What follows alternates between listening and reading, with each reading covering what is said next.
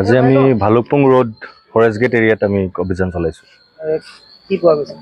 আমি এখন ট্ৰাক মানে যাত AS12E0246 নম্বৰৰ ট্ৰাক এখন আমি ভালুকপুঙৰ পৰা পিছা কৰি আহোঁতে ফৰেষ্ট গেট এৰিয়াত ট্ৰাকখন আমি ৰখাই পেলাই চেক কৰিলোঁ। তাতে মানে গোপন চেম্বাৰ বনাই পেলাই ভিতৰত লুকুৱাই আমি 127 কেছ IMFL পাবলৈ সক্ষম হৈছোঁ। কাৰোবাক আটক কৰা হৈছে নেকি?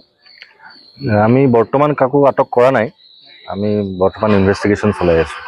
কিমান টকাৰ জব্দ কৰা হৈছে? আমি মোটামুটি প্ৰায় 11,50,000 টকাৰ মদ জব্দ কৰিবলৈ সক্ষম হৈছোঁ।